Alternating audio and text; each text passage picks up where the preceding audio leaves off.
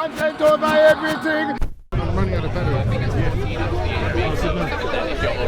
It was probably 8 of 10. I see all this. Where? Content. Can you come on to hold the camera? Yeah, Beacon. Shaky. Shaky's here. You ain't bringing it to really These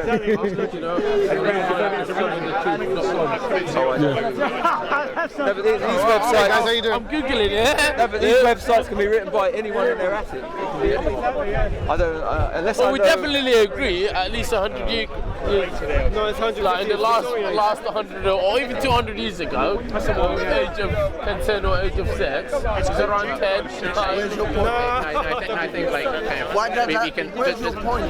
Maybe 600. No, but we're trying to establish, without just like picking any points, majority of people years ago, people had sex girls. I don't think you can conclude that just because like people could get betrothed at that young. I don't think you can conclude that just because you could like betroth someone at that age. No, 50 years ago, what was the age of consent of marriage?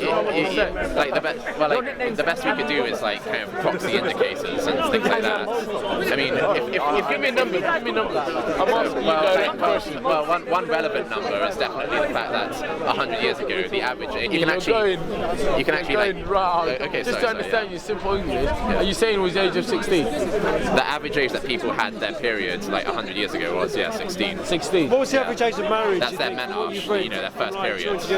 So 16. So it's changed from 16 to what now? Well, nowadays They're not it's affiliated probably with consent. 12, 11.5. Why is it changed? It's still the same human beings. What? Why is it changed? It's changed because the amount of fat they've had in their diet has increased. When you have enough fat, then you can start your periods because you need the fat to start producing the hormones, and it's just like do you know that? But some would say actually it was same as now. Before. But we had a different It's just diet. that they had different philosophy in terms of they believe as soon as the girl hits the menstruating period time, she's ready to have sex. Menstruating. I'll get that wrong. Sorry, no, I'm not English. What's the word? Menstruating. Yeah, they believe earlier on, some would say actually 100 years ago, once the girls reach menstruation, You gonna come in? to have sex. Yeah? So you're gonna come in? Listen to what you said. He said exactly. He said. You're saying actually the He opposite. said exactly. He said that. Then you correct him. You're saying the opposite. You're saying Well, I would expect that from you. Yes. menstruating period. He 100 said years that. ago, Yes. 16. That's why. Which is not That's why I asked you if you're gonna jump in. It's not the case today, but it was back then. Well, I expect We know the speakers. We know the speakers. We know the speakers. Dude, Age come of on. menarche. What you said, I expect that from you. No, I expect you to jump in, innit? I expect that from you. Come on, don't lie. Come on. Yes. So what was your claim? menstruating I don't time. No. Oh, you walking away? No. He's Just saying looking at the 100 average years ago, age. Yeah. 16. No, that's a fallacy. No, but he needs to show us an evidence. He needs to give evidence. Yeah. Tush. What he said to you, he bamboozled with fallacy. Girls 100 years ago it was 16. He said Come on the line. Well, like that was the case. He tried to bamboozle with fallacy, but we're gonna get to it right now. Hello. 16 is a later thing came up. Sandy said something before that. He's saying he's got evidence 100 years ago. So this is from the Wikipedia. 100 years ago. This is from the Wikipedia is the same source I'm showing you. You denied my source. I didn't. Wikipedia can be written by anyone. I'll give you a website. You were talking to someone else. No. I didn't say anything about No. I didn't hear what you were saying. Okay. So let's find the actual source of the figure. So this is from Boaz 1999. I'll find the citation. It's from Essentials of 1999. Essentials of Biological Anthropology from Prentice Hall, New Jersey. And so it's from a book that was published in 1999 by Boaz T. One book, so one source saying. And it shows that back in 1830, 1840, 1850, in European countries like Germany, Norway, Sweden, the average age of menarche back in 1840 and so on was 16. So 4 15. countries you mentioned. Well, Western European countries, Western European countries, Germany, Sweden, is that? Sorry, my eyesight. So the red one is Germany, the orange one is Norway, the black one is the purple one's Sweden, and Denmark is USA and the UK. Yeah, they didn't start recording until later with his the research USA. is based on those countries. Yeah. And he's saying on the 18th century. Back in those environments when people had a poorer diet with less fat and less calories, they had that. So the research could have been different in Middle East or Africa or somewhere. Well, if the diet was different, yes, but we would not know that. So we have to based on their sources. They're saying according to Middle East and these other sources, they're saying I can't say that word. The menstruating, the time where people start that. No. Can we correct that already? So 1 second. Wait. I want to correct the age. No, the age, the policy. I want to correct that bit. He's saying 16. No. They said 14. They didn't say 16. What do you think I've just said? I think we might be kind of at cross purposes here. No, because I was reading the same thing the other day. It's no coincidence, but it's so beautiful that I was reading the exact same thing. 16 was a later verdict by a different set of people. Is he talking about the same? Are you talking about the same thing we're talking about? I think you might be thinking that I'm saying something that I'm not. No. You just like your blanket says just 6. Sorry about the white man. Come on, man. Let's go. No.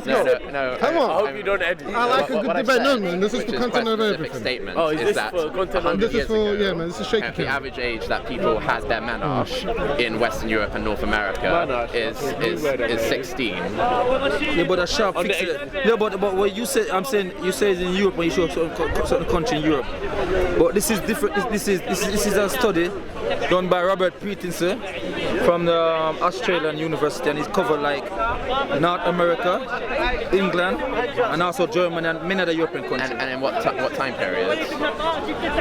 This deal with stuff from in the 17th century, 1,000 years after Islam, 1,000 years after Prophet Muhammad. Okay.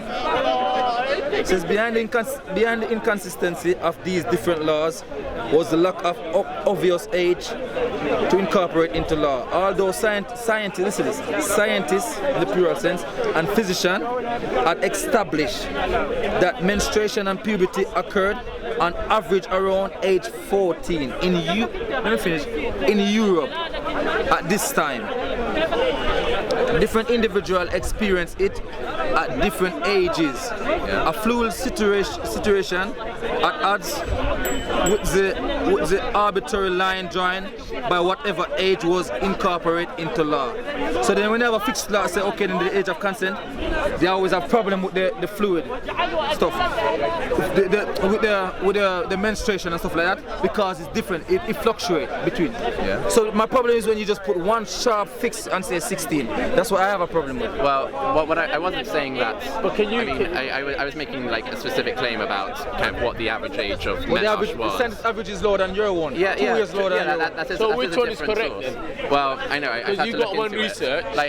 So when people want to find out something like this, you want to do what's called a meta study, which is where you try and go to a search engine for academic papers, and then you search related terms like menarche, and you try and look at all the papers that have tried to investigate this topic, and then you try and review all of them. Because if I wanted, for example, to find the highest menarche possible, then I could just look for the one paper that had the highest age. And if I wanted to find the lowest menarche possible, then I could just look for the paper that had the lowest age. So obviously, we don't want to be cherry picking. So in order to avoid cherry picking, you want to try and find all the relevant papers and see what they all say. Can it be the menarche thing? Can it be based on also the environment and also the people's what they're eating and so on? Yeah. So it could be individual cases. But when we're looking at masses of the people, generally the most research and the most things that I've heard is in the past people generally had their menarche, girls had their menarche at a young age. Same time as us, probably. Same time as now. Okay, well, like it would depend. So I've read a bit into this as well, and you know, obviously, if we're taking, I'm talking about across the world. Yeah. So if we're talking about specific countries, it might be different because of their environment and because of their food and so on. Yeah, Do you see? Of course, Yeah. I agree. So I'm not disputing what you're saying. Sure. When we're talking about global matter, such as what age girls receive their menage. Can we call it? Why are you running away? Menage. Why are you running What away? age the girls can have receive their menage? Or you could say start puberty or start their period. Puberty or period. All in here. Yeah. Start up like. Generally, when is it? That's the question a lot across the world. Like, we're not singling out one or two individual European. We're talking about across the board for all the countries, across the board for all the communities and so.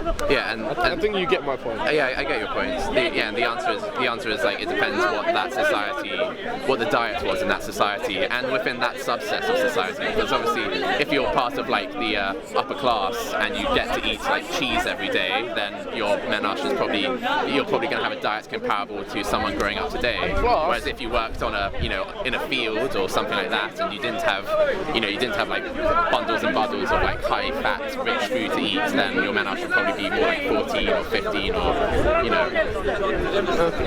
but there's another thing to consider though, which is that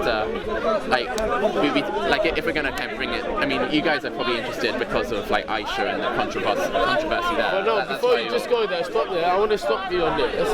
If 100 years ago or in the 18th century, if these countries believed in girls receive their puberty at this time, 16, and if research shows that, why did something opposite that? Why were they marrying girls, or why were they having sex with them beforehand? Okay, but I'd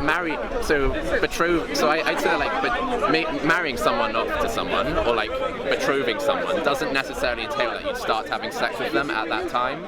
So let's say I'm a rich family and I want to make sure that like kind of I start an alliance with and I want to start an alliance with another rich family. But those countries 100 years ago, their main belief was what? Christianity. Yes. And Christianity believed as soon as the girl hits their puberty and so on, they're ready for marriage.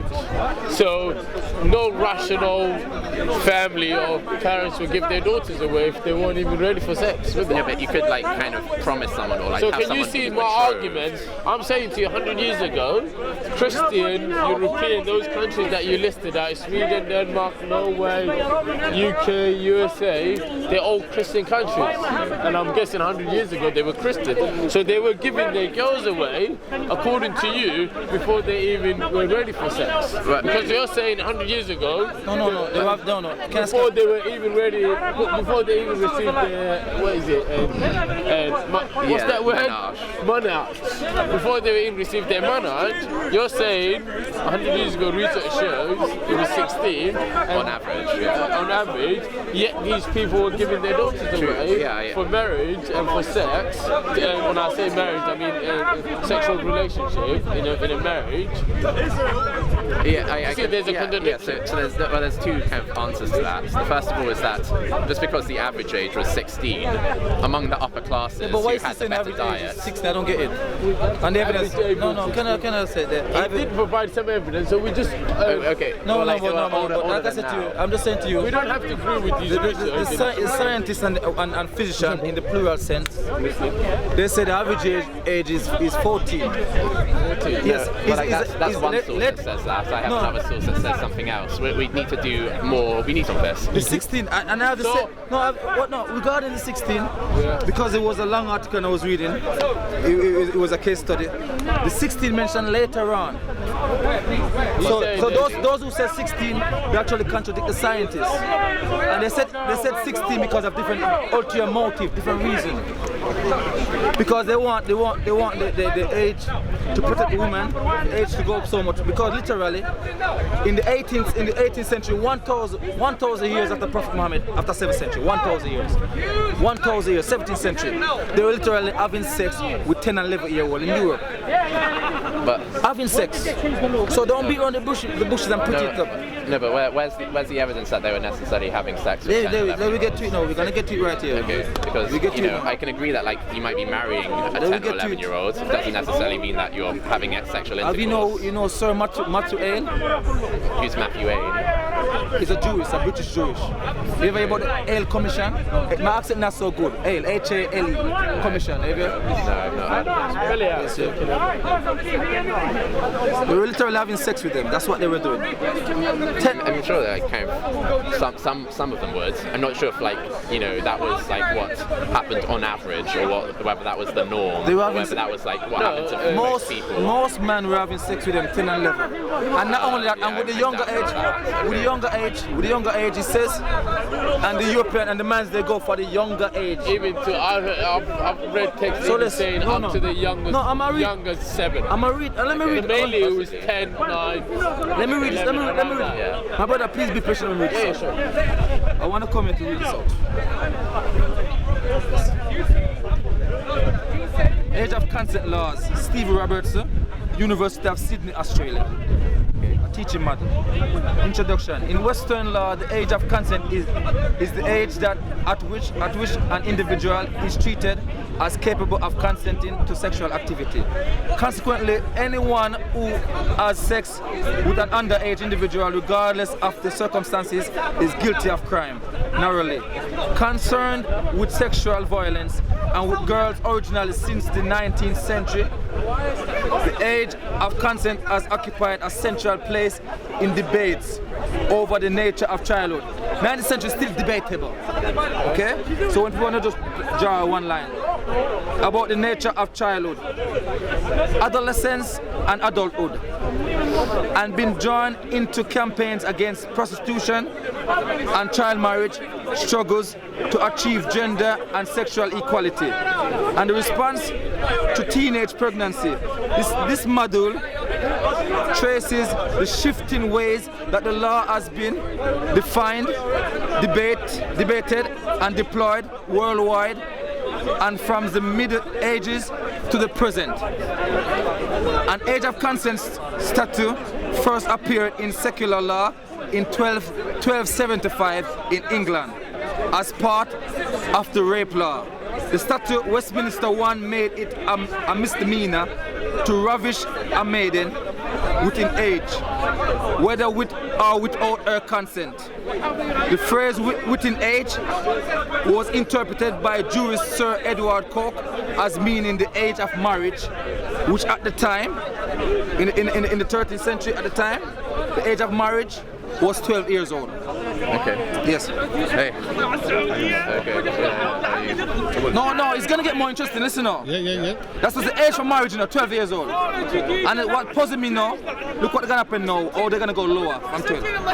Not marriage, but illegal sexual intercourse in a Christian society. A 1576 law making it a felony to unlawfully and carnally know and abuse any woman, child under the age of 10 years, was generally interpreted as creating more severe punishment. Under the age of 10, they get more punishment. When girls were under 10 years old, while retaining the lesser punishment, while retaining the lesser punishment for act with 10 and 11-year-old girls. Now we get to the Jewish now. The Jewish Sir Matthew Hale argue. He's the head reformer of democratic law, the head of the Hale Commission. He argued, Sir Matthew Hale argued in court that the age is not in court, but it doesn't mention it, but that the age of consent applied to 10 and 11-year-old girls. He argued. What does that mean? The age of consent applies to 10 or 11? The age for having sex with them. He's a British Jewish in argue. So he's saying that 10 or 11 years old apply to them.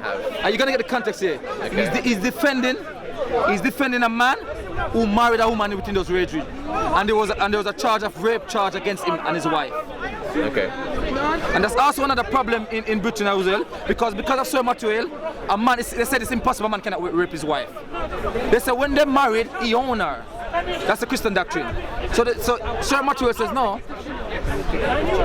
Actually, it was the wife committing a crime to say the husband raped her. Should have been held accountable for that. There have been like Muslim people who've made that similar argument that we're talking about Britain right here. Sure. But I just wanted to make that clear. No, the Quran very clear. The Quran says no woman can be held against their will. Yeah, and make it very clear. That's very clear in the Quran. Okay, no woman should be taken against their will. Sure, but there have still been like Muslim scholars who have been of the opinion that rape is a particular thing that doesn't apply to a man and a woman in marriage. I think why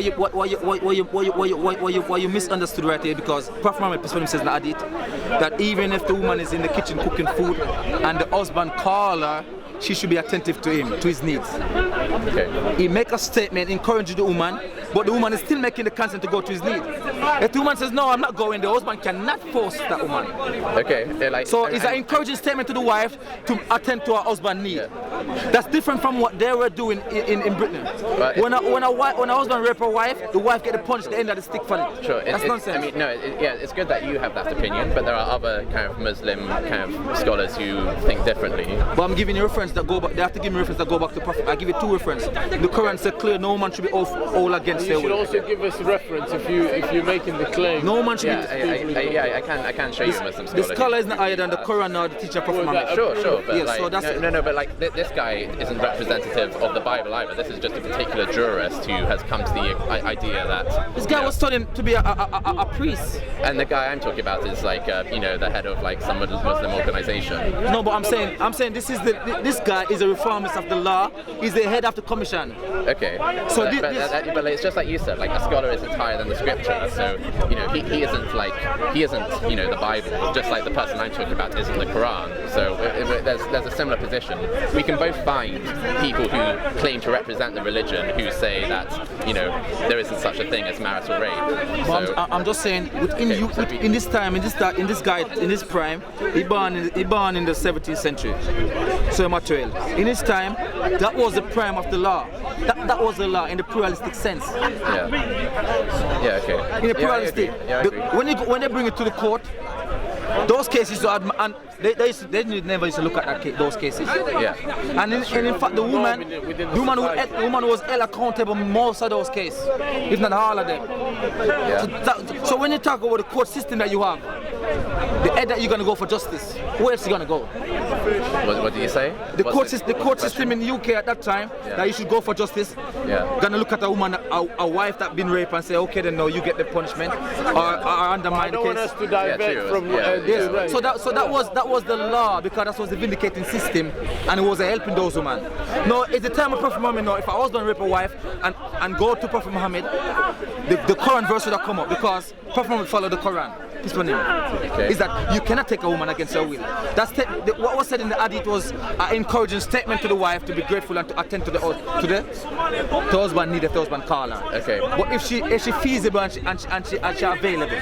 Okay. Because a husband cannot call a wife when she's on her menstruation. Yeah, but I'm not saying that Islam says that there's no such thing as marital rape. I'm saying that there have been Muslim scholars who have been of that opinion, just like there have been so-called like Christian jurists who believe that there's no such thing as marital rape as well. So yeah, but I'm just saying in Christian society it was made as a law that it was made as a law. Yeah, okay. That's a different thing. It was made that's a different thing to one Muslim scholar saying something and not giving no evidence from what was the law book of the Islamic society. The law book for Islamic society is the Quran and the teaching of Prophet Muhammad, the hadith, authentic hadith. Well, there's also Ijma. Ijma is the source of the Sharia, isn't it? The question I have though. Yeah, but you don't have every scholar agree with one scholar because he says that. And when we go back to, I'll give you. And there's also qiyas, there's analogical reason, analogy. Yeah, we're not sure we're going to come up to the point.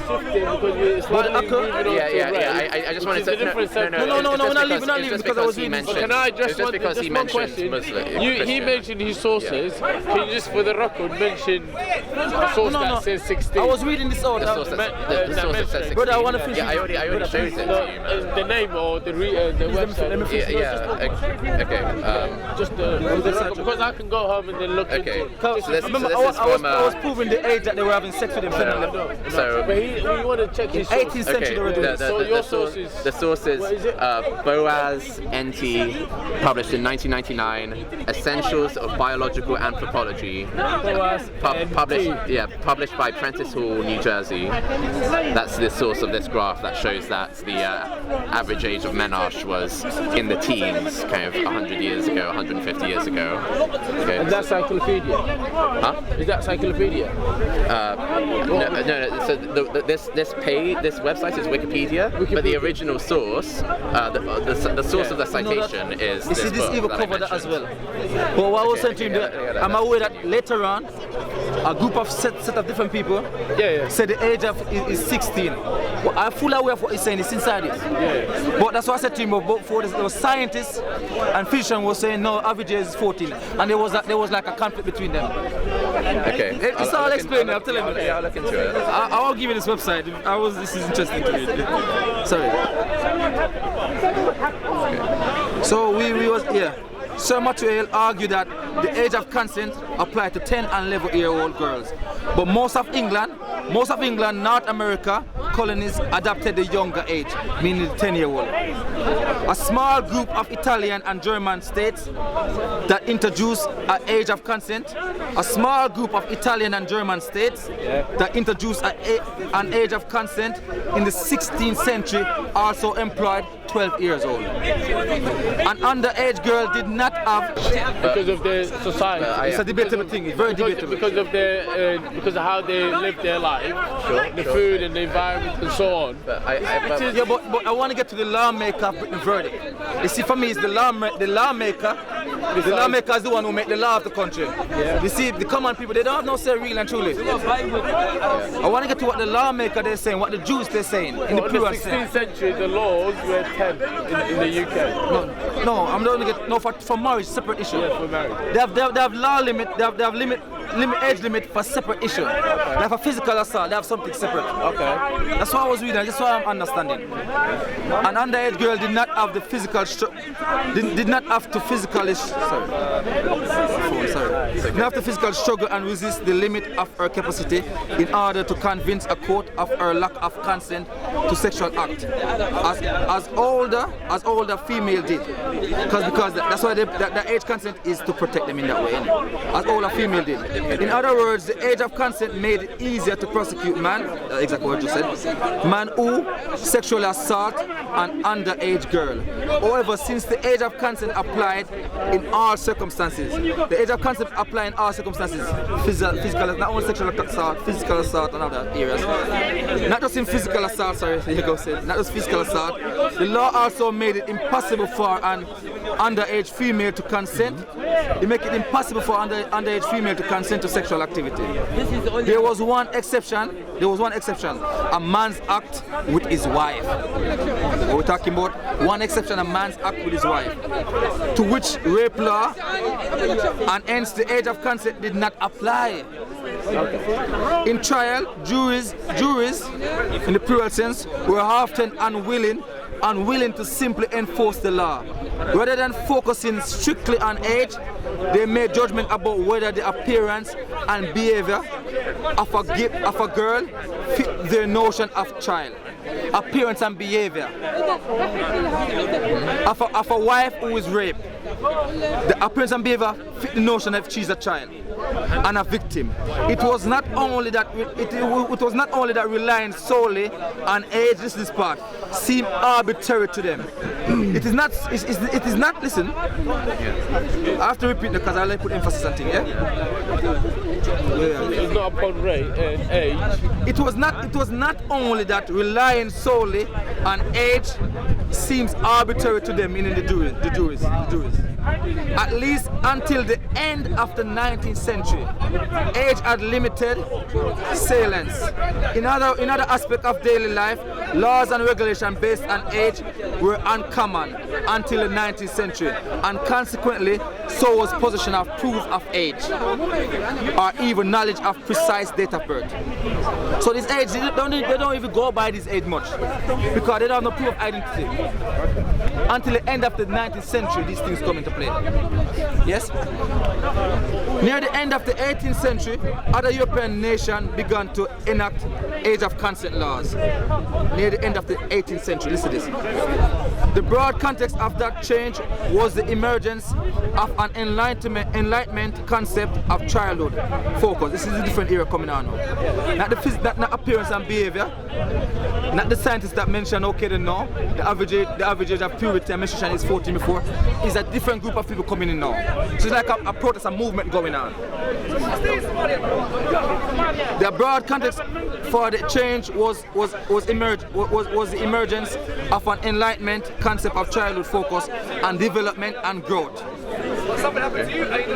This notion casts children as more distinct in nature from adults than previously imagined. So this is the end of 18th century. Remember what I mentioned before is before 18th century, 17th century, yeah. Than previously imagined. And as particularly vulnerable to harm in the years around puberty. The French Napoleonic Code provided the legal context in 1791, that's 18th century, late 18th century, when it established an age of consent of 11. Late 18th century, brother, 11 years old French, the French, age of consent. The age of consent, which applied to boys as well as girls, was increased to 13 years in 1863. So in the mid-19th century, they increased it from 11 to 13, mid-19th century. Remember, Prophet Muhammad, that's 7th century, that incident, 7th century now. Keep that in mind, we're going to compare them. Like France, many other countries increased the age of consent to 13. That means it was lower than 13 from before. To 13 in the 19th century. So that's what I said. Nations such as Portugal, Spain, Denmark, and the Swiss cantons that adopted a mirror the Napoleonic, meaning the French code, likewise initial set the age of consent at 10 to 11 to 12.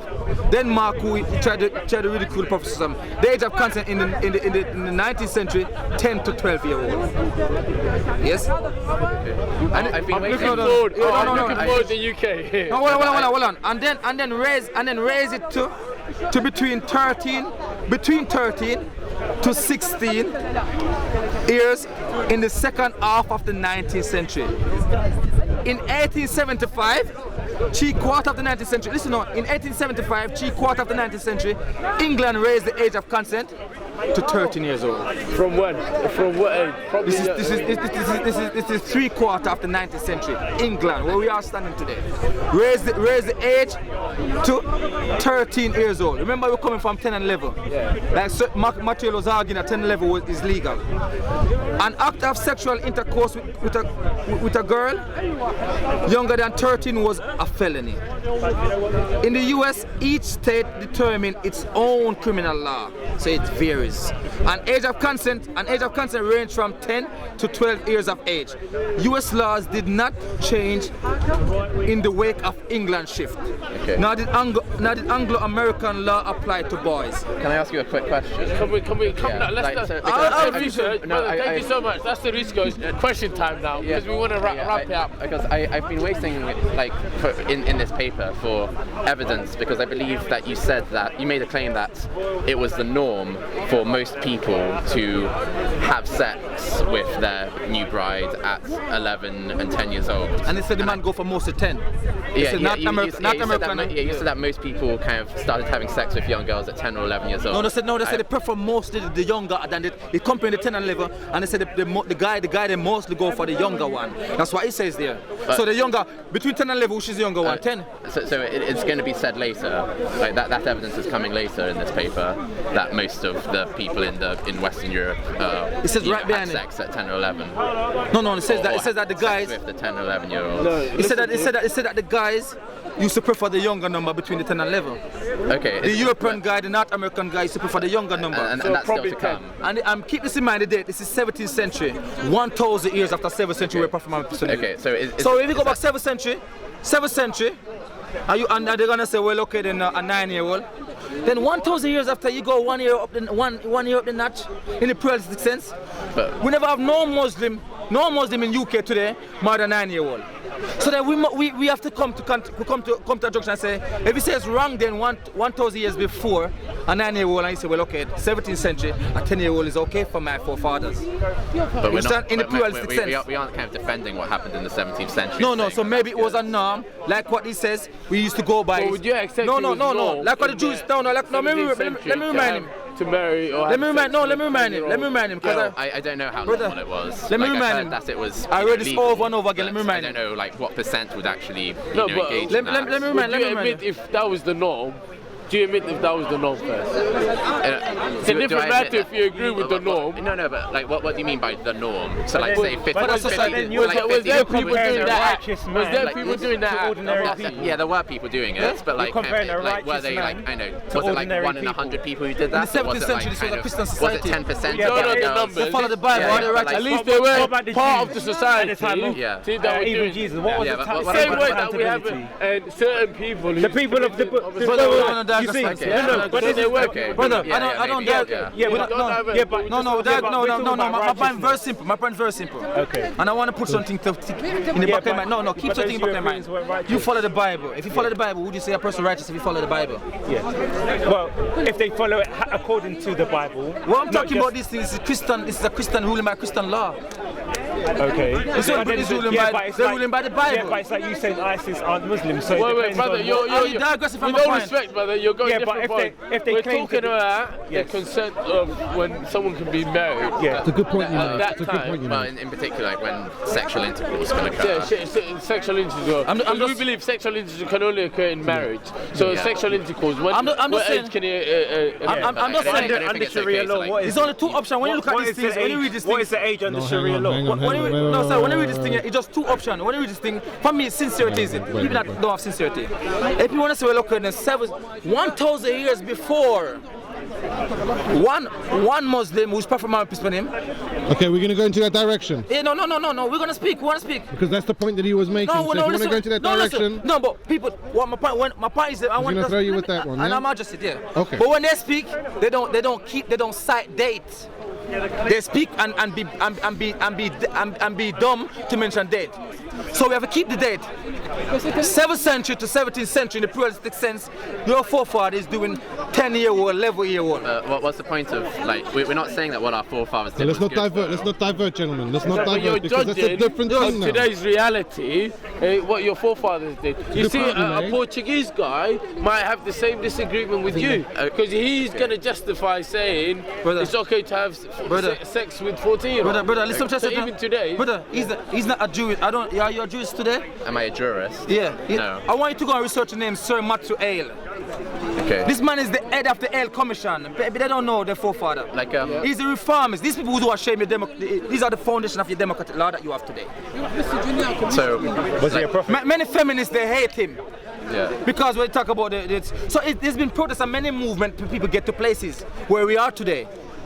But back then, I'm saying in a Christian society, Sir Matthew Hale was studying to become a Puritan priest. He's a Christian. And I'm saying not only him. It's like when I said to you, I said Jews in the plural sense. Why do I emphasize in the plural sense? The Jews them said that this is the court of UK in that time. Says that going by age is a number. They say that's arbitrary. We don't go by that. Those who make the law to go by age and appearance. What does that tell you?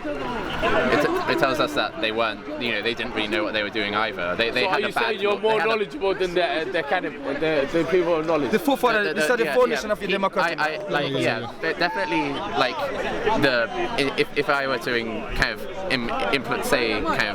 if I were like 300 years ago and I said, okay, no one aged 10 or 11 or 9 should be having sex, that would be better than what they were doing. So all of them were wrong then? Yeah. All in the person, thousands of men, thousands. Yeah. Yeah. Remember, Prof. Mamesh was one man. Academic Thousands. So, No, but you're going to go back to his point now. I mean, careful, because you're going to go back to his point. So can I read out? We entertain them. We take them we were having a seriously. discussion. Can I read a source that I'm you might be trying to show. Just talk to the camera, man. He's got a side I don't want to speak because I don't like the light. Believe me, I'm not here for camera. I'm not here for camera. So can I read you a source that you'll find interesting? So this is kind of an article by livescience.co.uk which gives testimony from doctors, and it says How old is that? The article was published in 2012, Okay, April the 9th, 2012. So a 10-year-old girl in Colombia recently gave birth via cesarean section, placing her among the youngest mothers in the world. Though the girl is now recovering, her case highlights the dangers of pregnancy before maturity, doctors say. In inverted commas, no 10-year-old anywhere in the world should be having a baby. Lewis Wall, a professor of obstetrics and gynecology at the Washington University School of Medicine in St. Louis, told Live Science. According to Good Morning America, the 10-year-old girl, a member of the Wayuu tribe in Manaure, Colombia, delivered a 5-pound, 2.26 kilogram baby girl. The age of the father is not known, but Colombian police reportedly cannot press charges as the tribe is under its own jurisdiction. Okay, the obvious risks... Okay, the obvious risks of such an ordeal are mental, Wall said. Any 10-year-old who is pregnant has already been significantly abused by someone, he said. That probably should go without saying. Nor are 10, 11 and 12-year-olds remotely prepared to care for a baby, Wall said, but the risks are physical as well. The placenta preferentially will take nutrition from the mother, who is really a child, said Sherry Thomas, an obstetrics and gynecologist at Missouri Community Hospital in Panorama City, California. That means that the developing fetus will leach calcium and other nutrients from a child who should still be growing herself. Likewise, the pregnancy puts a major strain on the cardiovascular system, according to Wall. Pregnant women have about 50% more blood circulating through their bodies compared with non-pregnant women. The greatest danger, however, is to the pelvic floor. Girls may start ovulating and menstruating as early as age 9, although the average is around 12 to 13. Some studies suggest that the average age of first menstruation is dropping, but the data is not conclusive. Just because a girl can get pregnant, though, does not mean that she can safely deliver a baby. The pelvis does not fully widen until the late teens, meaning that young girls may not be able to push the baby through the birth canal. The results are horrific, Wall said, and Thomas, who have both worked in Africa treating women in the aftermath of such labours. Girls may labour for days, many die, their babies often don't survive labour either. That women and girls who do survive often develop fistulas, which are holes between the vaginal wall and the rectum or bladder. When the baby's head pushes down and gets stuck, it can cut portions of the mother's soft tissue between its skull and her pelvic bones. As a result, the tissue dies and a hole forms.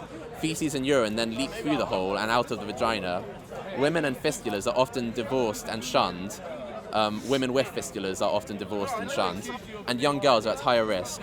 The younger you are, the more trauma will occur. I think I'm in agreement. I think it's no point finish reading because you read for quite a long time. No. Can I say to you? And the reason I'm saying, if me use on the same page on something, like I said to you, that's why first thing I asked you is that how old, and you said 2012. Yeah. I agree that this is the norm that we are today. I have 3 girls myself. Right. You understand? You understand where I'm coming from with you? Okay. But we're talking about biological, physical So trauma. what you did, why you did is a digression you did. No, I think you did a digression right there. No, this is relevant from because the biology would be the same 700 years ago. What I'm trying to say to you, 17th century, 1,000 years after Prophet Muhammad, peace be upon him. Yeah. And like I said, from the Islamic narrative, is debatable because you have some Shia scholar. They give some evidence as well that, like, I mean, I cannot be a biased person, even I'm not a Shia. Is that they give some evidence as well why she's older and this thing. There's multiple narrative. Ibn Kathir says Aisha have a sister who's 10 years older than her. She died age 170 73 age after the Hijrah, after the migration to Medina. You fully aware that migration, that marriage consummation take place in Medina, no place in Makkah. 73 age, After the migration to Medina, she died at age 100. So common sense, simple basic maths that when she moved, by the time of the moving, she must be 27. Then if she's 10 years older than her sister, then common sense tell me again her sister must be 17 years old. In a nutshell. Right? Basic maths. Yeah. So then this is where we have other Islamic sources as well too, where the Shia guy, they're saying, even though I'm not a Shia, but I'm not here to be, I'm here to call a spade a spade.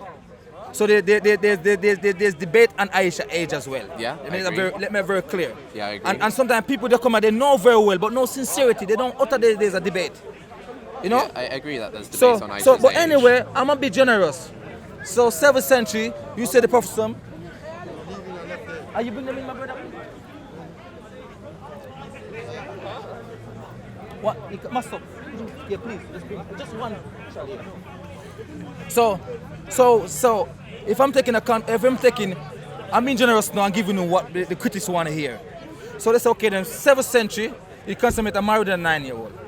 I say fair, 7th century, keep your date in mind. So 1,000 years rolling forward now, when you claim to be more modern than his back brother, that's backward, that's barbaric and back in desert. I'm not saying 1,000 years forward, your forefather in the period, that's just one person. Today now in UK society, I never know if no Muslim married a 9-year-old. So that means we end up. There's plenty. We're talking UK, that's where I live. I never been there, man. I never been there. Christian world, Yes. there's many. So I'm just saying, when you claim to be more. Get other countries. Go When to it- no. But within London. what does Sharia say? Within London. What does Sharia look law at the say? Jewish What does community. Sharia say? Forget what Sharia says. brother, I'm just saying brother, no straw man He said argument. he's It's a got straw 3 man daughters. argument. No, So can I we say? would have Can I to say? ask- Can I say? Don't even go far. So, brother, Go to, brother. I don't reason. I don't. This is and what look at the underpins I Jewish don't your reason. whole community. religion, Brother, though, this is Look a at the Jewish community. This is Allah a digression, did brother. I marry don't age reason. of 14, Man, you know I don't 16. reason like this, man. Please, man. Okay, People go want on. to slip and let them slip. I don't let I'll people go- slip, go on, man. go on. So he says 7th century. You say consummated. Like I say, it's different. It's debatable report. But I'm be charitable to critics. Give them what they want to hear. 7th century, they say consummated with a 9-year-old. But 1,000 years after, in this modern society that they brag and boast about, 1,000 years when you're more modern. But hold on, we aren't Let necessarily. him finish. Let him finish. No, that let me bit. finish my point. Why are you scared of my point? Let him finish that point. Alright, and sure. respectfully. 1,000 years, the forefathers of your democracy, the one who build your law from the foundation. Like how the pillar of Islam, the foundation of Islam, Prophet Muhammad is the one who give us that. The 5 pillars. That's the foundation. The forefather of your democracy will shape your law. And I give you the head of the Ale Commission, Matthew Ale, back with many other Jews. 10 and 11-year-old is the age of consent. He argue in court for this. 10 and 11-year-old is the age of consent. So 1,000 years after, you more modern and we backward, 7th century. But you just go one age up. 10-year-old. So I'm asking you now. In the pluralistic sense, thousands of men. And it says not only 10 and 11, they don't go for the older age, they go for the younger one. I mean, these Europeans used to like the 10-year-old, they like the younger age. It was under 10 and 11, that's when there would be a punishment. Sir Matthew Ale, Jewish, argued that 10 and 11-year-old is legal. It's legal to have sex with. He argued. So these are the forefathers of Britain who's pointing finger at Islam 1,000 years after. Okay. So that's the law that they make it. It's a law. And it's a Christian society, a secular society, all simultaneously in one, and it's a stepping stone for the democratic society that we have. It's the foundation of democratic law today that we have. Okay. So what you have to say about those, your forefather, I don't know if you're from here, what you have to say about the British forefather, that was the law back then. Is that okay? Are they pedophile? Those 100,000 of men, are they pedophile as well? Well, they were wrong. Like, you know. Are they pedophile? So you were saying, like, kind of, how have they only progressed this much in 1,000 years, and how are you saying that these people in the 17th century are much more advanced than these backward Muslims? How much are they wrong? But I'm not saying that people living in the 17th century, in respect of ages of consent, were much more advanced than the Prophet or like the Sahaba, the Salaf. So that's a straw man. I'm not gonna defend the age of consent laws in my country in the 17th century. I feel that those laws are wrong, and any law that says kind of that a girl is ready to have sex as soon as she has her period is wrong. You have only 2 options. The Jews, it says the Jews, they said, in the pluralistic sense, I was reading it. In the pluralistic sense, the Jews, they said, we don't go by age. Age is a number. And when I'm reading this, I'm wondering, you know that song that says, age ain't nothing but a number? It must be a British guy who made that song. I was wondering when I was reading this. Islam doesn't go. No, listen just by age listen as up. well. The Jews, they said, these are people who make the law. The Jews, they said we don't go solely by age. That's arbitrary. We used to go by appearance and behavior. This development and child growth is a later set of movement that come later on. Yeah, they're wrong. Yes, so they say I'm not defending 17th century jurists, so Yes. I don't know why you're bringing them up. I'm not defending them. I'm not saying that my country's 17th century jurists are better in every respect than. But these are the Sharia I'm law. saying when I say happen, they're gonna go into the court where these people operate. These are people who enforce the law. Okay. So when in that court and the Jews they're saying and they say, okay, we don't. When you come with a number, say, oh, this girl is a child and she's been molested because she's that age. They say we don't go by that. That's arbitrary. They say we go by behavior and appearance. Yeah. In the pure system, not just one Jews. They say the Jews they go by that. Yeah. So can you imagine how many men will be let off then? And how many women will be a victim of child based on what you do? Because you're looking at it from the lens of today. And I understand you. Yeah, so I So don't know where what's the point you're making. So my point is okay to know, if you want to go back in the 7th century, which is 1,000 years before, a 9-year-old, they say, well, okay, you know, say, oh, prophet, the pedophile, astaghfirullah, peace upon him. If you want to say that, then you also have to say that the thousands of the Britain, hundreds of thousands who like the 10-year-old, who are actually having sex with them. And it was a law, only under 9, they say under 9 is illegal. The Jews argue that 10 and 11 is legal. A Jew, he must know the law. Okay. So Material argue that 10 and 11 is legal for sexual intercourse. Yeah. So I'm saying you have to also say that your hundreds of thousands of the North American, those European countries, including Britain, Okay. including Britain, you have to argue that all of those hundreds of thousands of men are also pedophiles as well. Right. Because one year, 1,000 years after you go 1 year up, I don't see no big difference. Okay. Yeah. Okay. So if I wanted to be rude and call Muhammad a paedophile, then yeah, I would say that any person in Europe in the Middle Ages, 17th century, 18th century, any European who had sex with a 10-year-old or an 11-year-old, or I'd say that they were also a paedophile. You're right. Okay, I so should be consistent. what about If I in today's did want case? to call it's him honest. Muhammad, No, it's honest. It's honest. This is what I get it Today. consistent. No, it's So good. in your definition, I want to ask him this, Brother, bro. it's good. It's good. I like this. I love this brother. Honestly, I would take my hat off to this guy. No, seriously. Okay. He's consistent. He's honest. It's the first I hear says this. Fair enough. But you don't get people come here and say, well, okay, then the thousands of 17th century. Well, you more modern. It's 1,000 years after, man. 1,000 years after. Fair enough. You don't get to come here and say, well, okay, then no. What was the law at that time? It was a Christian society. And you don't get to come here and say, well, okay, then giving the Christian them a hard time. Hundreds of thousands of your forefathers were pedophiles. What are you saying? They were following your Bible. It was a Christian society. That was the law. Have you ever had the debate with the Christians? They don't come here and do that. They don't come sometimes, I yeah. don't. So- not as much as you scrutinize the Muslims True. for Muhammad having married So a 9-year-old. Well, it's about whether if there are a group So of if the people who Christian want to. preach or if the Christian society, I'm gonna close and go. I'm gonna close and go. wouldn't Listen. have any problem. I'm gonna close and go. I'm gonna If close. a Muslim does, Close the point. okay. Close the point. Close the yeah, point. yeah. problem. The Close reason the is point. because kind of so like if there were a large group of Christians who believed that the ideal law that should be followed is that there would be no age of consent apart from whenever the woman has her first period, then she's But that's unfair for free you to. to make that. It's No, unfair. let Because me I'll tell you finish why. because Well, like how do you there see the are principles? Muslims who genuinely think and would like for the country's laws to be that there is no minimum age What of is the consent, basis- and what is so the basis like of the- it makes more sense for me to scrutinise the people who do have some energy to try and like we actively want this to be the law in the country. It makes more sense for me to scrutinise them than kind of let's say there were some Christians who believe that kind of it's fine when Joseph and Mary did it in that day, but it's not for us today. So, And that's what. So No, how- that's I my wanna point. ask him That's a my question. point. I wanna ask him a question. That's my point. That's my point. That's why. So I said to you. When I said to you, we have only two options, and I'm being fair. I'm put myself in the sense, but when we look at those things, 7th century, 9-year-old. When you say no, okay, no, 17th century, 1,000 years after. I find that a bit puzzling still, you know, with the 17th century, because 17th century is not far from now. I remember I said to you, when they get to the 19th century, believe me, brother, I born in the 20th century. Just 1 year, just one year after the 19th, one thing the year after. In 20th century, just 100 years after the 19th century. Not too far away now. But when you get to the mid 19th century, that's when your forefather put up to 13 years old. Yeah. A lot of progress has happened in a very short amount of time. What is it? 13-year-old?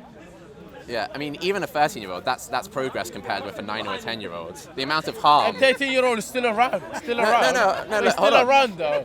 13-year-old is still around. What? Still a what? It's still happening. Yeah, but I mean, but what I'm saying is, some cases in America it's 12. If there were, if there were a legal system that allowed, 14. Yes. No, but a legal system with a minimum age of consent of 13 is much better than a legal system with a minimum age of consent of like 7 or no minimum age of consent apart from puberty, because it cuts out.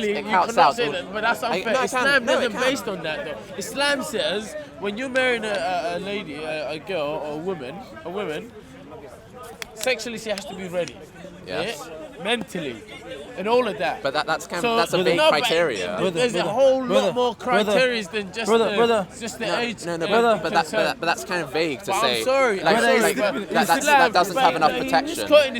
I'm aware of that. If I had a daughter, me as a parent will look at this as well as the sheikh, the society. We don't take what Islam. We don't take it into what Islam says. No, but he doesn't. No, we don't. Brother, we don't take it. He's misquoting We Islam. don't take it into what. No, I'm aware of what you're saying. But like those other criteria are vague. They aren't strict protections. They don't protect a young girl. Can I say one thing? We don't take it into what Islam say. We don't take it into that. And I think the massive difference is this. It's two important things. We're talking about 7th century, 1,000 years before. Yeah. 1,000 years after, man, come the 17th century. Well, you say, well, okay, the 7th century. How many times a year the critics of Islam says, they're not follow no man in the desert in the back curse and book in the 7th century. That's how they speak and that's how they try to insult. Yeah. But 1,000 years after, in this modern Britain, this enlightenment, this modern Britain that we want to make it quote unquote modern Britain, you move one age up the nut, one age, the 10-year-old. No, but I've already answered this. You know, like I'm not saying that they had the ideal. And that became the law in the 17th century. Yes. And that was wrong at that time as well. That 10-year-old does not change. You need to be consistent. Brother, that became the law. That 10-year-old does not change until the late 19th century. And this is because what? We didn't have proof of identity, birth certificate, and people in possession of the age. We used to go by behavior and appearance. Yeah, that's what your lawmaker is saying. We go by behavior and appearance. So that means that was the norm of the society. That was the norm of the society. Well. So then can we agree? Say okay, then no. 7th century, okay, then no. That was the norm of society. That was 7th century, much earlier, and I take it the immune system of woman would be much more stronger. Depends on where they are as well in the desert. Not necessarily. Actually, no. In terms of immune system, your immune system is most increased by living in an urban city. So like the kind of big, dirty kind of cities that people lived in 17th century Europe. I'm from Jamaica. They'd have more immunity than in like, you know, more rural places. That's some wrong thing. I disagree. In this place where the food is less organic, people inject these things, and plus the type of meat where they give you to eat, and all these things, and all this radiation and all this. Have you noticed them? Have you noticed the secrets back in the days? If you look at even Bible figures, 950 years old, 500 years old. Well, that's just wrong. Nature has been deteriorated. No, I'm saying nature has been. That's a fairy tale, man. People didn't live to 900 years old. No, I'm saying, but then people used to live longer, because you have to understand that nature has. I'm not sure that's true either. No, nature has deteriorated all these artificial stuff. Nature is deteriorated. Well, if we calm, went to anthropologists, and everything. Well, like we'd have to go to anthropologists to try and estimate whether people used to live super long lives, kind of 2,000 years ago. I don't think they did. Like, I think that's kind of nonsense in terms of anthropology and science. I'm comparing a sequence of pattern that in the 7th century, tell me that girl will be more mature than in the 17th century. No, it depends on her diets, man. No. subjective. So what about here? Where they from? What about the environment as well? Climate's got everything to do with it. Environment as well. I'm not. No, I haven't. 10-year-old back home, different. I'm saying in I Jamaica, in the haven't country, seen in Jamaica, in the country, in the country.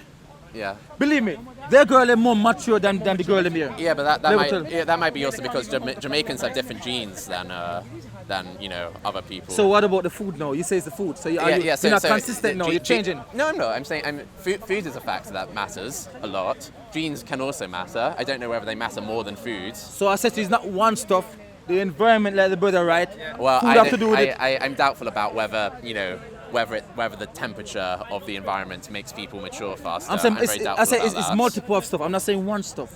Sure, but Yes. I don't think that's. But a big I don't factor, see though. how come the logic that you say, okay, then no, the type of food that we eat in here, the injected fruits that you get, all this radiation and all this stuff that lead to cancer and all this stuff, and people back home in Jamaica in the country that they don't have to force inseminate their hand for breathing.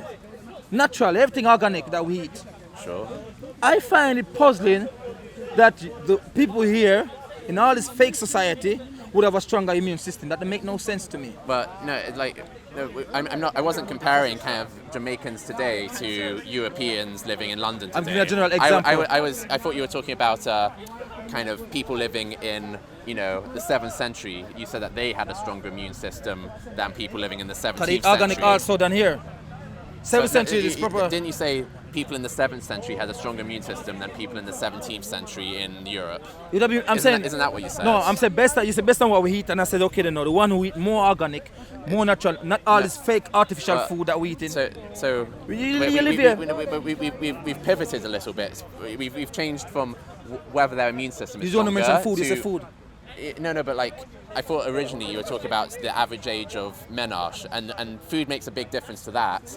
Food, like in terms of your immunity, like food makes some difference, but I was. So have you understand? Immunity contribute to your maturity. You understand the linkage? Really. No, not really. It doesn't. No, that's kind of fairly tenuous. The link. Can I ask one quick question? Whether someone gets their period early, I don't think it's much to do with how good their antibodies are or that sort of thing. Like the medical research I'm aware of is that kind of in terms of diet the most important thing about whether Do you understand what the immune system is? have. Why do you understand what is the immune system? Yeah. What's the immune system? The immune system is the system of white blood cells of various types that fights off pathogens. Yeah, and it contributes to every one of your health affairs that comes after. It contributes to what? It contributes to every one of your health condition that comes after your immune system. No, that's not true. The DNA? No, that's not true. No. The immune system is specifically about pathogens. Mature differently, No, I need to. What's the evidence? Like, what should I look in order to find scientific evidence? What should I look up for that? I'm saying I've been on both sides of the fence. I live in Jamaica for how many years? I came in my teens. Yeah. Yes, and I live here as well. So it's like I spent a couple in my teens here and a couple in my teens there. So I'm telling you empirically, girl more mature there than here, man. But how do you know that? That might be due So to I'm saying, have you been there? Have you been there? Have you ever been there? No, I've never been there. But, So I'm not questioning you. But that might be due Am to I genetics. eyewitness to it, brother? Their hands are so limp they can't even use. Am I eyewitness to it, brother? Am I eyewitness to it? Yeah, whereas back home they can use cutlasses, they can use Right. things. Yeah, but Their that might bodies be due mature to in a certain way. but that might be Their due to mind genetics, not like Never how hot the sun is. Exactly. And Yeah. But I'm also the yeah. climate that they live in. I don't think it's never mind fine. what is. I My point need is, to look up some evidence. my point is of that. they eat more organic, and it's a more organic environment. That's my point. Okay, but I also Yes. want to, you have this idea that the immune system is about how well, like the better your immune system, the better everything in your body works. Not say everything, but it contributes to your health. I know the immune system contributes to your health. It does, but like that doesn't necessarily mean. But like Brother. what the Brother, immune system does, brother, it fights off Can I ask you pathogens. something? Brother. Like there are other things that can go wrong that aren't to do My with your immune system. oldest son have sickle cell. I live in the hospital. I'm in a crisis. I sit with doctor 24/7, brother. Yeah. The immune system contributes to you. When your immune system is healthy, it's good for your health. It's good. If you have a weak immune system, then a simple cold, you can't fight off a simple cold. You catch a simple cold. Yeah, that's correct. You understand? Yeah. You see where I'm from, agree. bro? And because I eat organic. I don't take this processed medicine, these things. Everything is organic, but my medicine is natural. Believe me, I don't take pills, those who know me. I don't take this thing. If I have a headache, I rather sleep till I go. You understand me? I don't need this pharmaceutical, I'm not supporting them. You know what I'm saying? Age of consent. Flu and this thing don't trouble me, bro. They don't trouble me. Where do you draw the line? Because over here, it's 16. Yeah. Alright, and you would admit in Portugal, same environment, obviously liberal society. And there it's 14. And it's 14. Yeah. So in your definition, And- someone who No, will have sex with a 15-year-old girl is a paedophile in here. No, well, what Below 16. paedophile means is someone who, wants to have sex with prepubescent girls. No, so someone who have a sex in this country, someone below 16 will be classed as what? Pedophile. I'm talking in this day and age. No, they'd be classed as a sex offender, not a paedophile. Are we talking in Paedophile this is day and someone age? who wants to have sex with prepubescent girls. So a 14-year-old or a 15-year-old, they aren't prepubescent. They've had their puberty. They're in adolescence. They aren't a paedophile. They're a person who has sex with that person. But they is had a a sex sex offender. with minor though. Yeah, they had sex with a minor. So they broke the law. Yes. And what were they? What was they accused for? Some sort of sex with In the illegal law, sex with a I'm child. sure they classify Yeah, they call it. 15-year-old as a child. Yeah, they could. And But 7-year-old as a child. yeah, but that still different. doesn't mean like paedophile though. Paedophile means prepubescent children.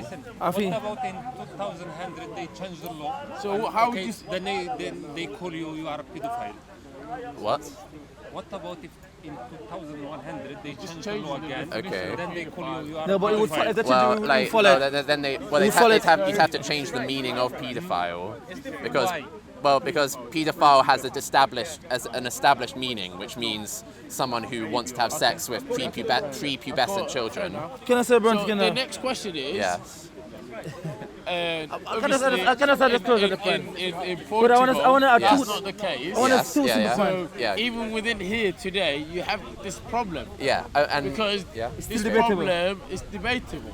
Okay. So in every case, Islam says it should be it's mirrored and it should be just on case by case, individuals by individuals. Okay. Do you see? Yeah, I see. So, Okay. Portuguese guy is going to disagree with you. The Portuguese scientist or the educated in that country is going to disagree with you. All right. So where do you draw the line? Where is Okay. your moral anchors Sure, in sure. this sense? Yeah, let me agree. To you, it's So- disgusting to Can I sleep say- with can I a say 15-year-old. To them, 14, 15 is fine. Okay. Absolutely Yeah, fine. yeah. So They're morally acceptable. So, okay, what I But would that's say the is, law there, innit? Yeah, what so I you're governed by. Wait, go on. I Yeah. don't wanna put anything in your So way. what I would say is that both me and the person in Portugal can agree that, even though like he might think 14 is the correct age of consent and I think 16 is the age of consent, both of us would agree that 9-year-olds and 10-year-olds and 11-year-olds aren't ready for sex. And so we both agree that our legal systems are better than a legal system which would allow 9, 10 or 11-year-olds to have sex. We're not And talking So about you're saying We're legal. talking about Can I- in the case of 14. Brother. Wait. But we want him to address.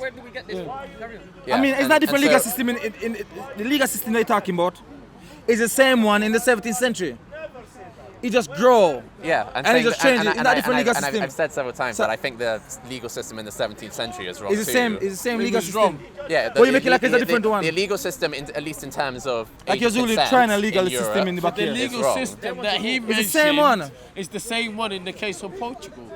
There's no What? difference. No, the legal system he said was I'm that missing the my age point, of brother. the age of 13 and 14, there's no not in the difference. 17th century. Brother. He said that in the 17th century the age of consent was 10 and 11, whereas at 14, like according to what you said, like 14 didn't start to become the age of consent in Europe until the late 18th. You said. Yeah, or- well, we No, did. Okay. and mid 19th, yeah, 19. yeah. So No, not 14, 13. They didn't go to 14. okay, 13, 13. Okay, 13 fine. mid 19th century. Okay, 19th yeah. century. And- So it was just like what, 60 years ago?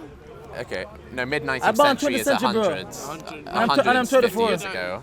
Mid But 19th yeah, century, so, 100 years. yeah, 150 years ago. So, but like, what I was saying was that what I'm interested in for a legal system is to prevent sort of easily preventable harm, and I see a source of kind of harm that could easily occur where kind of men, fathers and mothers decide to marry off their kind of 9, 10 or 11-year-old children to start having sex, and that would cause harm. So I'd say, well, we can easily prevent that by saying that it's illegal for children that young to have sex and get married, and I'd extend, and you know, by the same reasoning, I'd say, well, like, you know, I think it's also harmful for like 12 and 13-year-olds. So I'd say all over the world, all over the world. So depends. That's what I said. That's what I said to you. Yeah. That's why when you speak generalize and you make things blanket. You know, when I came and you said about the 16, and I said you have to be careful here. The way you just make it sharp like it's one fixed figure. No. When I said 16, when I said 16, I was talking about the age of first puberty. I wasn't saying this is the best. No. That was the universe. That was the second verdict. The age that the scientists in the plural sense that I read and the physician in the plural sense, they said the average age of puberty is 14. Yeah, that's a different source. That says something different. So what comes to 16 later on? Because I have it and I was reading as well. What comes to 16 is a different. It was a different movement. We've gone through this. And they want to protect. It's a different movement and they focus on development and growth and they want to protect. I have no problem. They want to protect the girls and because many girls were being abused as well. By those younger age, I'm not saying, and they used to use some of them for prostitution and all these things. But like the reason why I think that's, you know, it's good for a legal system to have those protections to prevent this easily preventable harm is that if we just leave it to parents to decide what is best for their daughters, and we left it to parents to say, you know, I think, you know, this 10-year-old's like, you know, she has a clever head on her shoulders. She seems like quite tall. She can probably take it. Like I'd say like. If you do that, then you're allowing. There are families that kind of don't have their children's best interests at heart. So there are abusive families. There are families that are neglectful. So I think it's in the government. I mean, in the UK, yeah. All over the world, there are like neglectful parents. There are kind of abusive parents. I find a contradicting though to you. Can I say one thing? I find a contradicting in UK. In UK, I find a contradicting. Right now, there's a guy called Brian Gerrish, UK column. Have you heard of Brian Gerrish from Plymouth? No, I've Brian never Gerrish, he have showed up his state. He got one gagging order, one after another. This government must hate this guy. A British white guy used to serve in the Navy, in the Army. Yeah, what are you trying to show? This guy talk about, if you said the government leave the parents have the best interest, I'm compare holistically. Parents not always. No, I'm saying holistically.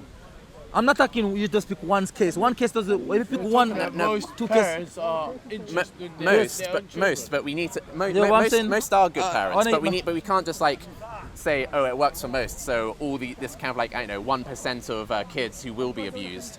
We should just leave them to their own. No, devices. but I'm saying. I think kind of because what is the harm of having the age of consent be 15 or 16? The only harm is that you have to wait a few more years before you can marry off someone. No, we're not. And what's the harm? Like if you weigh up the harm. I have no problem. No. But let me complete the. No, can I complete this thought? Can I complete this thought? No, I'll let you talk afterwards. But to complete this thought, so like if you do make the age of consent like 15, 16 or 14, I think those are all like all right ages of consent. Like, let's say 16 is my favourite one. If you do make the age, if you do make the age of consent 16, then on the one hand you have the harm that is caused by making kind of young teenagers have to wait a few extra years to get married or have sex. Like you might get a few 13-year-olds who think, oh, I wish I could get married now, but I'll have to wait until I'm 16. I think that's a lesser harm than all the harm you have over here caused by these much younger teenagers who are getting married when they're not ready for it because their parents decide, like, oh, I think she's ready for it. And those parents might not have their children's best interests at heart. They might be abusive parents, they might be neglectful parents. So we can't just leave it all to the parents. No, I agree. I know. Can I say? I agree with him. I agree with him on the point. I'll tell you what. See, they set up the English or the European. No, but it's the idea. No. Can I say one thing? It's imposed idea. No, it's imposed idea that put on us that as if. Are we saying there's a problem with the 15? Exactly. What? Is it mean when the way you reason is if okay then no? You injected or you impose an idea like today in today's DNA. I like to put a date in it so we get a clear picture. That's why I separate 7th century to 17th century, leading up to 19th century, and to today's date. You was reading something I said to you. What date was it? You said 2012. So I said 2012. Obviously, it's the norm is different today. I have 3 data, obviously. You understand where I'm coming from? But still, you have to understand. In here it might be different, but across the world and Africa different, it's different. You have 9 and 10-year-old cooking food for the whole family, taking care of all the other children. Yeah, but I think those 9 and 10-year-olds they'll still have the same biology though. Eh? No, I think they'll still have the biology that I was reading earlier, which which had these, obstetrics and gynecology professors who found that, who stated like quite, unequivocally that, 9 and 10-year-olds are at risk of serious harm if they get pregnant because their pelvic floors aren't ready for it. So my point is the 17th century, the Britain lawmaker didn't know that. Yeah, they didn't. Yeah, So I agree. and hundreds of thousands of them. Hundreds of thousands of them. Know. 1,000 years after the 7th century that they're pointing the finger on one man, the one Muslim, Prophet Muhammad, peace upon him. They're pointing the finger on one man, but hundreds of thousands of their forefathers. Okay. We're shot 10 and 11-year-old Yeah. up and on the country and married 9-year-old. No, I'm not interested in saying that Muhammad was, a total pervert. No, I'm not interested in saying that. Can I say one thing, brother? No, I'm just thinking about what would be the better legal system the today. The point I want to hit home is this. I said we have only 2 options. Is to separate the time period then. And says that maybe we're going to agree what this Jew is saying. Because all of them can be so crazy. They say we go by behavior and appearance, the age by a number that people put forward to tell me that a woman is a victim. They see the word woman before they call a child. They're very meticulous in the wording as well. They say we go by behavior and appearance. The age number thing is to be arbitrary. We don't go by that. 80s adults. Yes, they said. When I was 16, man, I know everything. No. They said we don't go by that. These are your lawmaker, and that was the law in your society 1,000 years after the 7th century event that you pointing a finger at. And these are your forefathers, and you more modern. We backward according to you. I'm giving it. So my point I'm trying to say to you is now, maybe we have to say, well, okay then now, we have to concede. It's the norm of the 2 society then. This is why in the 7th century, the Roman they knew about him. Nobody never talk about that incident. Why? The Persian, nobody bring up that incident. What incident? So they said the prophecy with a 9-year-old, peace upon him. Nobody bring up that incident in the 7th century. Yeah. The Roman didn't. They use other stuff. They say he's mad. They say he's mad. Yeah. They say he's a magician. Yeah. But nobody mentioned that issue. Because it was the norm back then. It's not even their society. Yeah.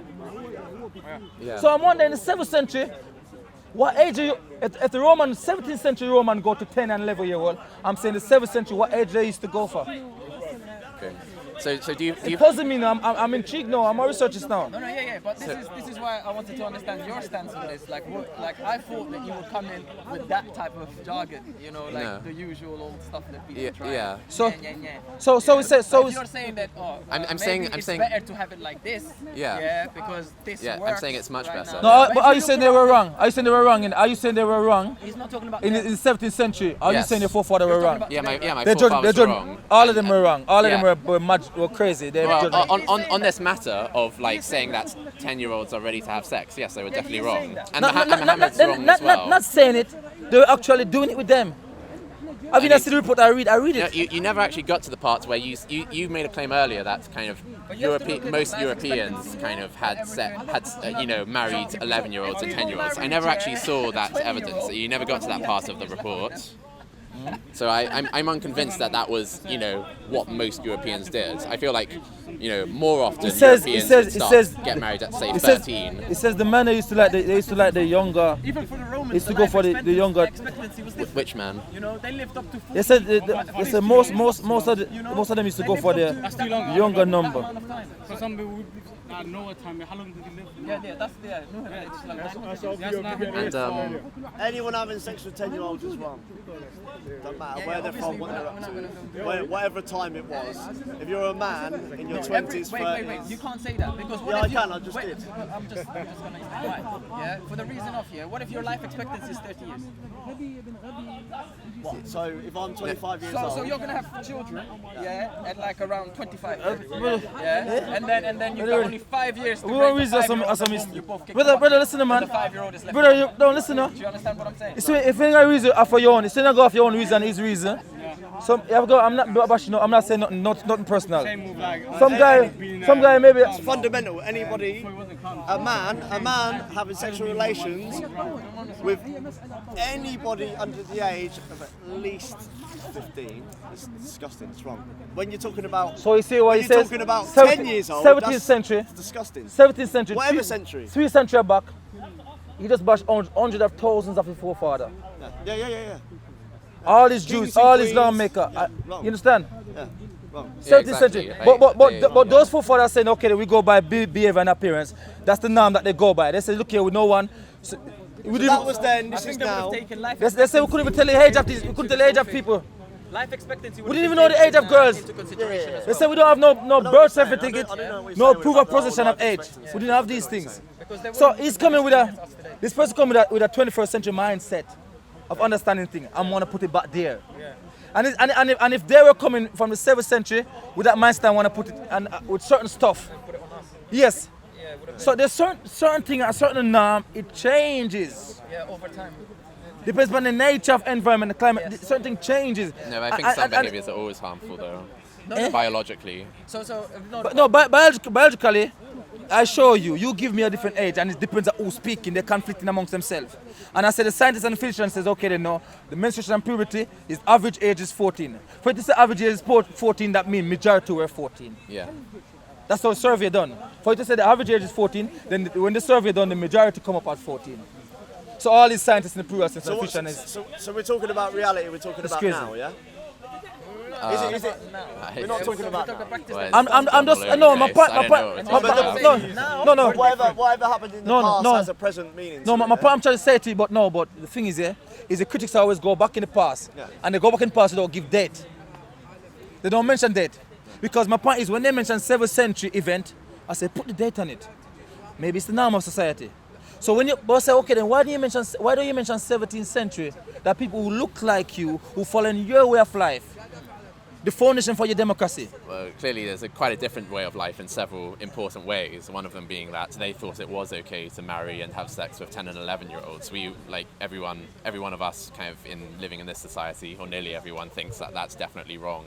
What's that those are the democratic forefathers. Yeah, even then it still wasn't a great democracy. It was a democracy where like you couldn't vote if you like had a debt or if you were ever worked in a poorhouse or things like that. I want you to go and research. I want you to go read his biography, Sir Matthew Hale. This man is the head of farmers. He's the head. He's at the top. I kind of just want to make one more statement before I leave. So maybe my point is okay to know. My point is a consistent and not being double standard. If they want to say that, they're going to say, well, okay, then all. So what Muslims are now saying. If they want to say, okay, then pedophile the 7th century, and they're going to say in the 17th century, hundreds of thousands of my forefathers. There we go. That follow what way of life they were following. The way influenced them to do what they're doing. And it's a Christian country, it was a Christian law. We cannot run away from those facts. Sure. You know where I'm coming from? So they need to put that in, they need to mention that, they need to mention that as well in it. Well, the reason why I don't think it's as, critical to mention that is that there aren't a large number of Christians or people who aren't Christians who just really love 17th century law or Matthew Hale. They love it because they're still doing it today. They're still practicing today in this country. I don't know of any kind of Catholic Church. They're Christian. No, yeah, but the Catholic Church don't want the age of consent to be kind of lowered to 12 or 11. My point is, but whereas there are, Salafi Muslims who do believe that brother, please, let's the age of consent should be removed entirely, and it should just be kind of I decide whenever like my daughter is ready to have sex. Have you realized? So I think that it does make more sense to kind of critique this. No, it's hypocrisy. Muslims. It's hypocrisy. And also, like you look in countries like Yemen, there are still people who even today think that kind of 9 or 10 is an acceptable age for marriages to happen. Then I said to you, I talk about Brian Gerrish. And I was going to share something to you that maybe you know, but maybe you're denying because maybe you say, well, okay, then no, I don't want to show up on this country, and maybe you're scared. Who's Brian Gerrish? Who's Brian Gerrish? UK column, you talk about your children wanted by the state. Our children became a commodity here.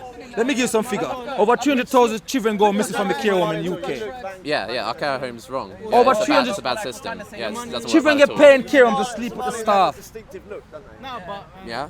Buckingham Palace have a paedophile. Buckingham Palace What's the point you're making here? No, I want you to hear my point. For when you're gonna go cross and point finger in Libya and all this country, I say you don't know the dirt of this country. No, I don't need to say that my country is perfect in order to say it's definitely wrong for 9 and 10-year-olds to get married. Have you know the story from the gospel? Because the quick sort of kind of experiments we can run to show that what I'm saying is true is we just imagine would those problems you mentioned be made better if like kind of 9-year-olds and 10-year-olds could get married in the UK, and probably the answer is no. There'd be more people being preyed on. My problem is the hypocrisy of the UK government. Like I said, my problem is this. Where they say one thing on paper, For us, it's like Like the Equal Right Act. They say one thing on paper. I'm not diverse. I'm going to give a different subject, but I'm going to give the concept. I'm going to go back to my point. They say one thing on paper in law where they're written. And my wife studied, she have a law degree. That's what she studied. Law and computing. That's what she studied. And she have that degree. She passed. They say one thing on paper, but practically they don't deliver. They don't follow through. So they will say, trying so their best. Maybe it's a what we was reading here, problem to fix. what was reading here in the 16th, in the 13th century, they say, okay, then the age for marriage is 12 years old. But then you see when we read and the reading progress, they were still going to 10 and 11 year old actually having sex with them. So for the marriage to look good, they say 12. But they're actually having sex with 10 and 11. Yeah, but what That's does the this have to do? No, but like, those are the hypocrite. That's the hypocrite behavior I don't like. okay, great. You can point to hypocrisy in the 17th century. Great. Even today, it's here today. Okay, then give an example that's relevant to today. So then. to today, I say the Catholic Church since recently. what is the problem? What about them? For decades till now, the Catholic Church been sexually abusing Yes, true. little boys and girls from 5, 6 all the way up. Okay, are they the UK government? What, but the UK government is accomplice to them. Because the UK government did not hold them accountable. When the UK government have the power to, you know what Scotland Yard said? It was a national TV. What did Scotland Yard say to the Pope? I don't know. What did he say? It was a national TV. They said you go have a meeting and you sort it out. That's what Scotland Yard said to the Pope. You know, since then there have been many priests who have been prosecuted. Though it was a scandal, but eventually it started getting kind of cleared out. I met many of them who's still on the road. What? I met many of them who's still on the road. Who's not been prosecuted. Yeah, some of them have escaped prosecution. Yes. Yes. So, but that, I mean, what? How does that? How does that show hypocrisy on the part of the UK government? those are Christian. But how does that show hypocrisy on the UK government? That shows weaknesses in our legal system. There's no weaknesses because they have the power. Because like it's hard. Okay, it can be hard to prosecute someone if you don't have reliable witnesses or they aren't willing to come forward because of shame or things like that. Where is the hypocrisy in the UK government? When you observe both law and you ponder deep over there, over those things, you can see the bias, the double standard, and the partialism and the favoritism. I'm saying for decades, the Catholic Church Christian been molesting boys and girls. Yeah, true. But and the Scotland Yard, Scotland Yard who have that power. Are you aware that also happens in madrasas? Scotland Yard have that power. Scotland Yard have that power to hold them accountable, but did not hold them accountable. They said, you go have a meeting. They said to them, you go have a meeting and sort it out. What kind of thing is this? This is nonsense. That doesn't mean that's kind of, they didn't. That doesn't mean that they didn't prosecute any of the priests who were, found guilty. There were priests who were prosecuted for this.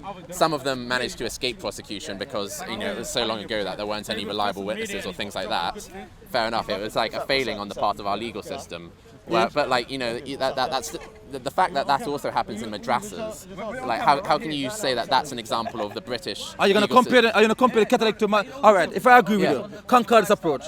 Are you gonna compare some incident happened in madrasa to Catholic Church? Yeah. In Pakistan, they are comparable. Yes. We're talking here in UK. Leave Pakistan. You remember? No, but Pakistan. So you can't. So obviously, there's only 5% of the UK, or maybe 6% now, is Muslim. So obviously, there are far fewer Muslims, far fewer madrasas than Catholics and Catholic Why are you talking about Muslim here? No, because if you're going to say that's if you're going to say that's an example of British hypocrisy or the British government's hypocrisy is the. I'm saying you more Catholic. modern. We according to them, the Muslim is backward. We barbaric. We these. So they say who know better. No, but don't kind of generalize it. So I'm going to make a specific. You more advanced. If I'm going to make a specific criticism, which is that Salafis. 300 children go missing from your care home each year, man. Yeah. These care home don't run by Muslim, run by predominant white people.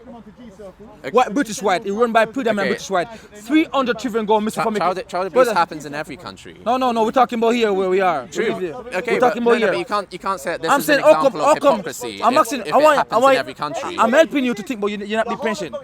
300 children go missing from your care home in Britain each year. Yes. So we're gonna synchronize. Where did they go to? They're still in Britain mostly. Where did they go to? What do you mean, where did they go to? They're still in Britain. What kind of where do you mean? Your care run by British white mainly. Most of these children, They go to Freemason ritual for sexual abuse them and actually. Freemason rituals. No, Okay. no. Listen. Most of them go to Freemason rituals. So I said to you, I say the dirt. You don't know the dirt. I can tell you the dirt here. If you know the dirt, you're covering up because you try to save it because they look like you. No. But I can tell you the dirt of this country. No. Come no, on. I can tell you the dirt. No, listen. No, we don't need to accuse each other of covering No, up I'm saying pedophiles What I'm saying come because on. We've had a nice conversation. I'm coming from a Christian background. Yeah. There's one step in the Bible says Jesus says, "Oh, why are you worrying about a little lump in someone's eye? Where you have a big one. And you worry about a little speck of dust in someone's eye. Where you have a big lump in yours." So I'm asking some real question that I know this thing that goes on there. Children is commodity right here. Go check Brian Gary's show, UK Column. Your children wanted by the state. Social worker literally stealing children. Children get paid in the care home to sleep with staff. Buckingham Palace, the pedophile ring found in Buckingham Palace, in the royal family home. Okay, so some of those stories might well be true. Yeah. Might as well be true. I haven't heard anything about like a gang of pedophiles in Buckingham Palace. I haven't heard of that. No, listen, no. But I need to check that up myself. Lambert Council in London here and Islington Council were trafficking children between each other. All the children that Jimmy... No, listen, let me give him some more. All the children that Jimmy Savile... let me give some more. What point are you making though? Like child abuse happens in lots of countries. No, listen what I said, you know. The children where Jimmy Savile were abusing, you know what's feeding him? Barnabas Charity. We're feeding them the children. So I'm telling many you don't know. But what's the point though? No, I'm gonna get to it. I'm gonna close it off here, don't worry. Lambert Police Station was on a sexual battle inside the police station with abusing children. It's not easy. We need to know these things. So I'm saying to you, and all these things, all these establishments run by the predominant white supremacist government here. White supremacist government. Let me finish my point. Don't focus on that. Don't focus on that. So my point is now. You said it. So the care home run by mostly predominant white. The police station run by predominant white. Buckingham Palace predominant white. Yes, they run all of these things. Absolutely, yeah. Yeah, how do you know that things don't happen in other countries as well? Where are those 300,000? 300. No, but this is the perfect one. That's my point. Who know better, do better, they say. They say we backward, so we say, okay, fine, we take it. We backward. Don't expect them from us. No, but just because some abuse happens in this country as well doesn't mean that we can't still say that the age of consent is wrong in someone else. No, I didn't say that. Over 300. No, over 300,000 children. Over 300. Are you listening to the figure? Over 300,000 children go missing from your care home. This modern Great Britain. Each year, man. I think a few minutes ago you said it was 300 a year. Over 300,000. Okay, now it's 300,000. I never miss my word. Because listen, 300,000. No. 300,000 children go missing from care homes each year. There's a lot of people. No, I never get this figure wrong. Each year. I never get this figure wrong. This is like a chorus for me. I never get this figure. So my point I'm trying to make is this: you didn't know these things. Go research them. So my point is You abused your child, let's take him. my point is who is on the moral going to be pointing finger? Who is it? Well, that's, and I'm not saying you as an individual. I'm not saying you as an individual. Like it's not relevant though, because like the fact that you don't have a perfectly clean house yourself doesn't mean you can't still tell someone else, oh, by the way, like, you know, it's unhygienic to kind of store. If you live in glass house, if you live in glass house, what you don't know? If you live in glass house, don't throw no stone. But that's not actually good advice. That's not actually good advice, because okay, let me finish my analogy. That's someone without sins cast the first stone. That's not. All these things I'm giving you. He's a Christian right there. That's not actually good advice. Let's say someone. Like a live in glass house, don't throw no stone. No, that's not actually good advice. Don't talk about the speck in my hair when you have a big lump in your hands. No, that's you totally know all about wrong. This thing. He's a Christian. You know all about that's this nonsense. thing. No, let me explain to you why that isn't. Let me explain to you why that isn't, like, you know, good he's advice. He's a Christian, maybe, obviously. Let me explain to you why that isn't correct. The reason is because let's say I have a dirty house. It's a Christian country, you know that. Yeah. Let me tell me. Let me explain. Go back. No, dude. Come on. Let's say I have a dirty house, okay?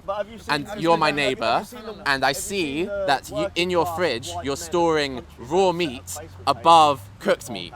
And so I have a dirty house, but I can still tell you, oh, by the way, dude, it's a good idea if you don't store raw meat above cooked meat in your fridge because it's liable to transfer germs. You might have drips of germs. And so, like, that shows that even though I live in a glass house, I can still throw stones. I can still make a criticism and say this would be better.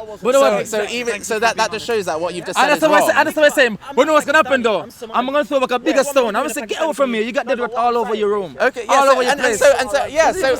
So you can, and it would be correct for you to say as well, okay, Britain, you should also sort out your childcare system. No. Yes, we should sort out our childcare system.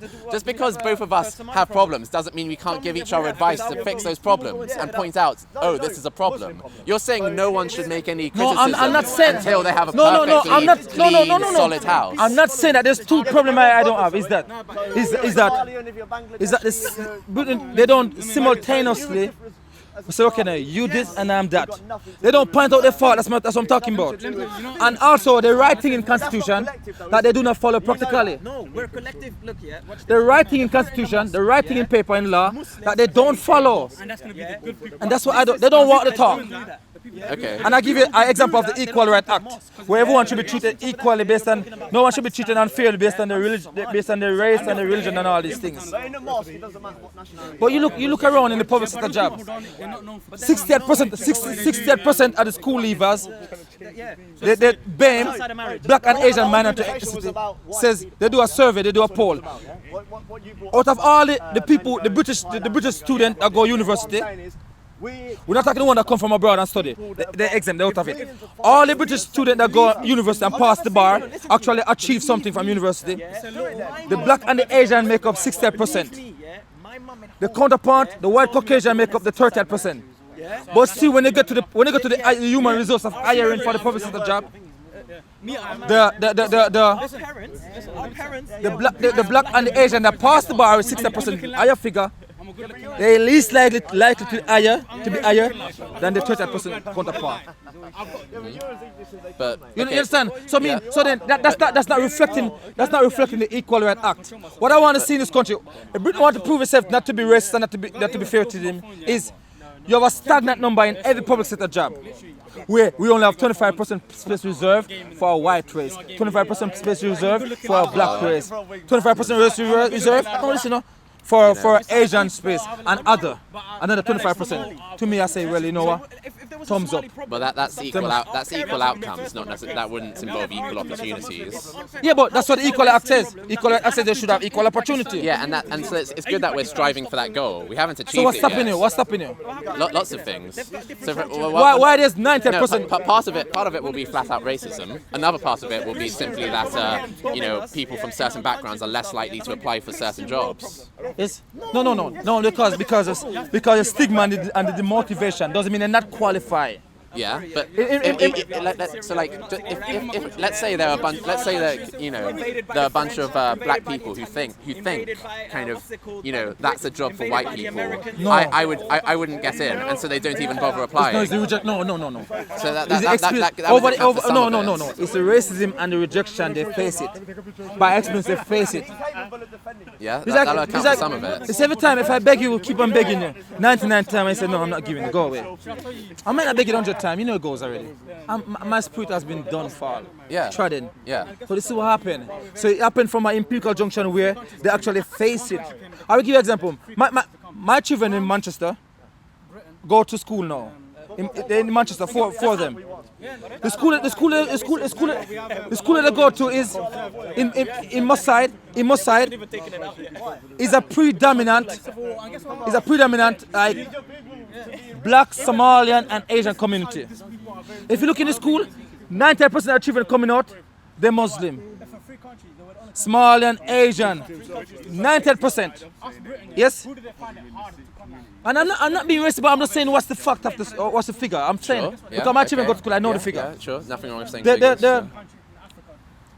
2%, maybe 1 or 2% are the student there, is the white student. 98% or 99% is Black, Asian, Somalian minority. But when you come to deciding for these children, All the, you see hierarchy system of the head teacher. Everyone up top is white. You see the assistant teacher. It's when a black person go in there, they give them assistant role. You might say, well, okay then. Sorry, could you repeat that? I didn't hear what you said. All the people that are making decisions for these children, primary school is basic. So all the head teachers are white. Believe me, I don't have no degree, but I can teach a curriculum. I can teach from age 1 to age 6 curriculum. It's not hard. I can teach it. You understand me? So I'm making you see from outside. It's an easy work. I can teach a curriculum. I can teach off my head. Believe me, I'm not bragging. I can teach off my head. I go college, but I didn't go university. But I can teach a curriculum off my head. I can teach it from year 1 to year 6. I can teach it off my head. But I'm saying to you, all the hierarchy that in that school, despite all children is 99% is minority, not white. 1% make up the white, but all people are making decisions for them up the top hierarchy system. All of them is white. The black teacher, they give them assistant role. Okay. To me, that's some racial discrimination right there. Maybe they got red blood. So, Cause the thing is now, sometimes when the children they speak, the teacher, the head teacher, the white, they don't understand. So what are they saying? They don't understand the background and the culture and the dynamics. How can you want to be in control over people that you don't understand? So 98%, I say that's not fair. If they say, well, okay, then no, 30%, equal proportion, that would be fairness to me. I'm not saying it should be hard, black, hard. I'm not saying that. But how can it be all people that in the position of power making decisions over those children, despite 99% is black and Asian? All of them is white making decision. And you know in the school, the assistant teacher they put them, the black one them, assistant teacher. And they're complaining, the teacher they're complaining quietly.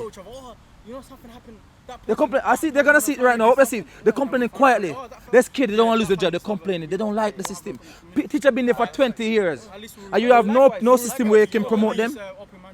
yeah, that's unusual. Yeah, For 20 years as an assistant teacher. 20 years, my brother. And this teacher, she know the children, she know them, she know to deal with them. Black teacher been there for 20 years. But they're frustrated, they just want to leave now.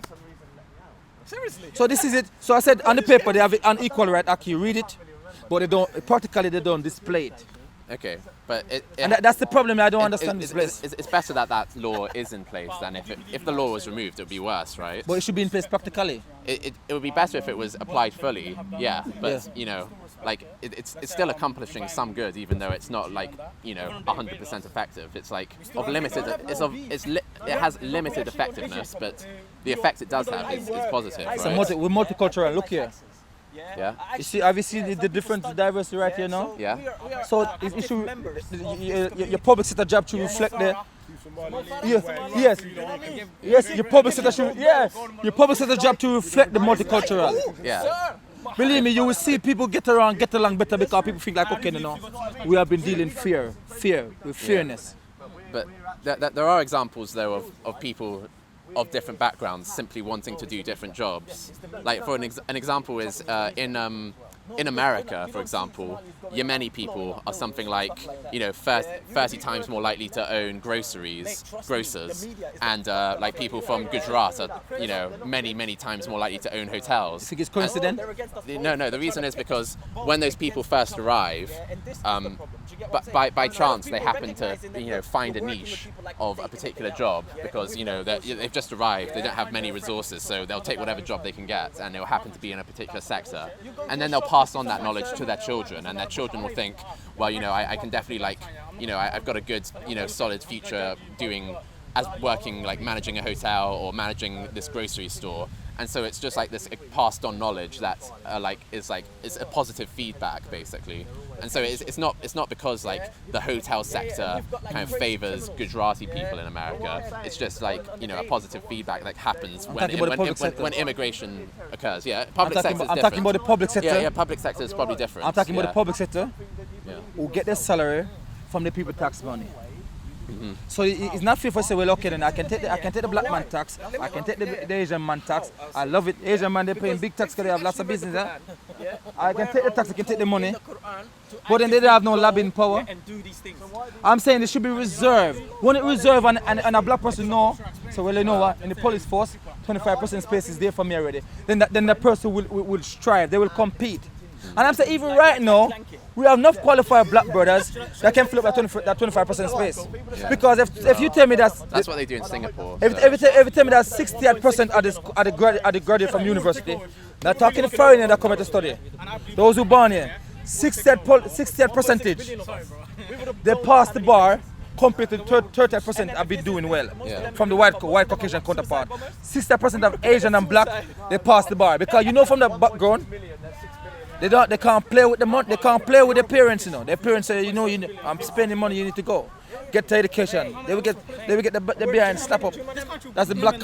I'm from a black background. You know what I mean? You have to do your work. Yeah. So 60% are leaving university achieving, passing the bar. But why they having problem?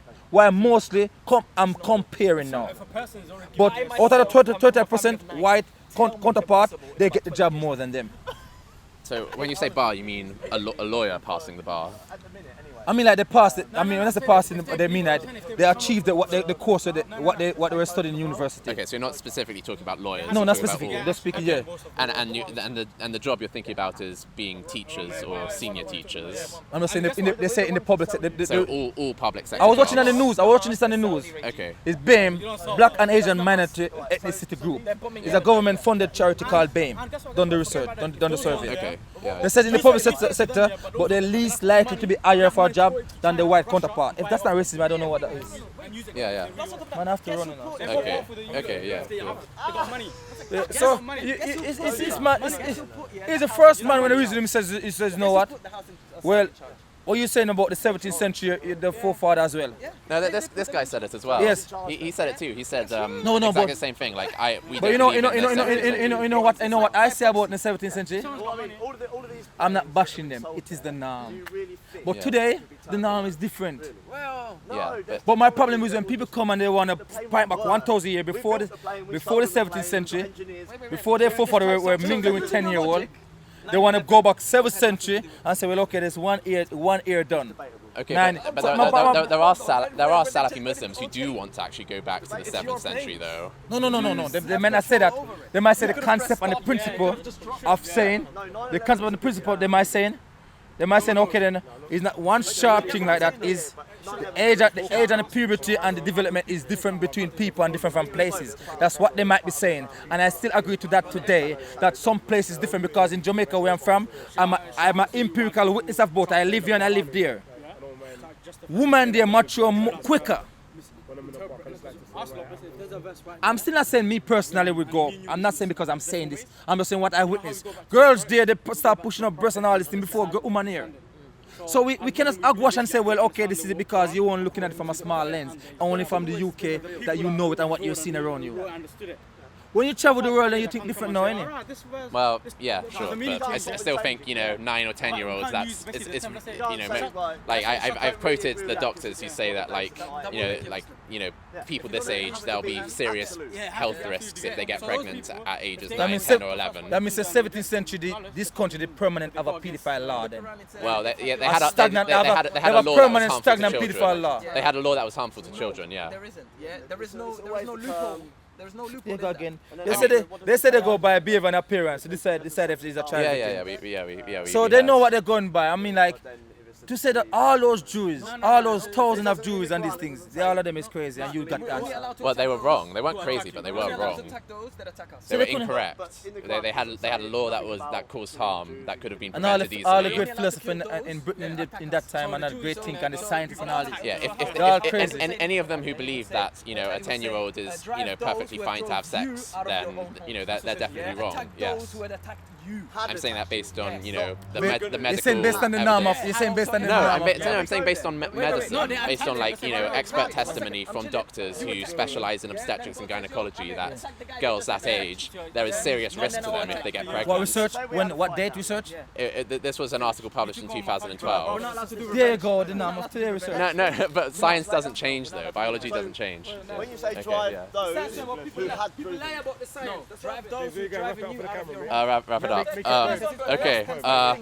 So if you just I can't remember. It's gone in so many places. I guess what we started off with was whether the average age of puberty started later earlier in time. So in the 18th century and so on, it was, the sources I've seen have recorded that girls were having their age of puberty start at 14 or 15 rather than like 11, which is kind of the average today.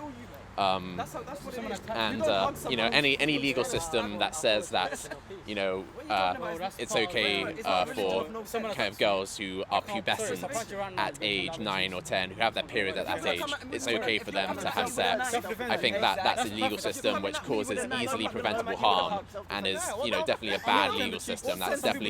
We could definitely make a better legal system which causes less harm to young girls if we had a set kind of threshold of say 16 or 15, because even if you can quibble like, oh, but what about in Spain it's like 14, or what about in despite that despite the fact that there might be a 15-year-old who feels totally ready to have sex, the only harm of her not being allowed to have sex is that she has to wait another year, whereas the harm that's prevented from these kind of much younger girls by not letting them have sex, that's much greater harm that is now being prevented by having a strict kind of age of consent in place. And so some Muslims might think that it's unfair for people to kind of like talk about Muhammad in this way, and I think it would be unfair to kind of paint him as like being much more kind of perverted because he married Aisha than other people of the same era and time, because obviously there are kings who married and probably had sex with their brides at age 9 or 10 or so on. So he isn't like uniquely perverted in that sense, but it is still fair to kind of critique Muhammad for marrying and doing this to Aisha, because there are literally kind of Salafi and Deobandi Muslims who do believe that the perfect legal system is that practiced by the Salaf and the first 3 generations of Muslims in the 7th century. And so therefore we should have a legal system where it is permissible and allowed for 9-year-olds who have had their periods to kind of be married off by their parents. And so because there are literally kind of like a significant, body, like millions of kind of these people in Europe who literally believe this and are trying to kind of convert everyone to this way of thinking, I think it's kind of correct for people to point out, no, this is wrong, and so we should, criticize and denounce such thinking. Okay, sorry for the long kind of discussion. Yeah. Thanks, COE. Content over everything from your man, say it straight. Man, don't listen to BBC. Man, don't listen to ITV. Listen. COE. Man, don't listen to BBC. Man, don't listen to ITV. I don't even listen to Sky YG. I just listen to COE. Man, don't listen to BBC. Man, don't listen to ITV. I don't even listen to Sky Man. Man, just listen to COE. Man, just listen to COE. Man, just listen to COE. If you see me, it's COE. Content over everything. COE. Man, not even know BBC. Man, not even know ITV. Not even listen to the MUM. They just listen to COE. Sorry, mommy, I'm lying. But listen to your mom.